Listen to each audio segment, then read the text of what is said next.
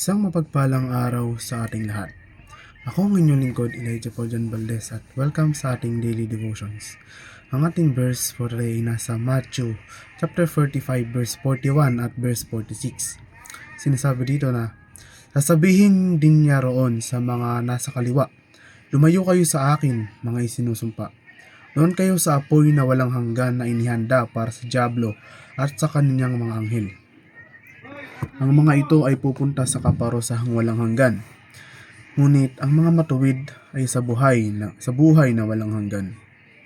Kapansin-pansin na mas mataas na porsyento ng mga tao ang naniniwala sa pagkakaroon ng langit kaysa naniniwala sa pagkakaroon ng impyerno.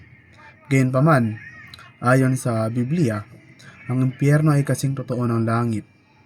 Ang Biblia ay tahasang nagtuturo na ang impyerno ay isang tunay na lugar kung saan ang mga masasama o hindi naniniwala ay dinadala pagkatapos ng kamatayan.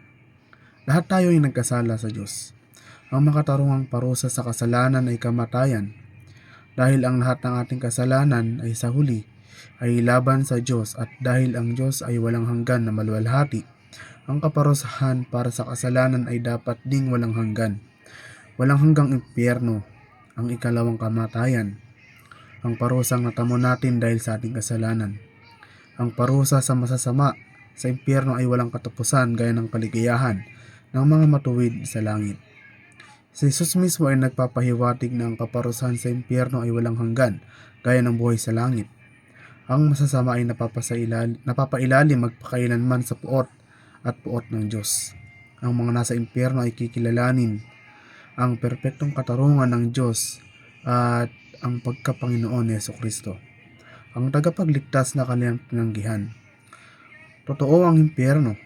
Ang impyerno ay isang lugar ng pagdurusa at kaparusahan na nananatili magpakailanman na walang katapusan. Purihin ng Diyos na sa pamamagitan ni Jesus, makakatakas tayo sa walang hanggang kapalarang ito. Basahin natin ang Judas chapter 1 verse 23. Sinasabi na, gagawin ninyo ang mga hahatulan sa apoy ng paghuhukom. Ang iba na may kaawaan ninyo ng may halong pag-iingat. Kasuklaman ninyo kahit mga damit nilang natumihan dahil sa kahalayan. Sa talatang ito, hinihimok ni Judas ng kanyang mga mambabasa na agawin sa apoy ang mga hindi mananampalataya na malapit nang makapasok sa walang hanggang kaparusahan. Ang isang mahalagang punto na ginawa sa liham na ito ay ang panganib na dulot ng mga huwad na guro. Hindi lamang inilalagay ng mga laking ito ang kanilang sarili sa panganib ng walang hanggang kaparusahan. Maaari rin nilang guluhin ang pananampalataya ng iba. Para sa mga hindi hayagang naghihimagsik, ngunit nalilito lamang o nagdurusa sa pagdududa, ang ating tugon ay dapat na awa. Kailangan nating hanapin ang kanilang pagtubos, hindi ang kanilang paghatol. Muli, ako ang inyong lingkod, Elijah Paul John Valdez, at dito na nagtatapos ang aking daily devotions.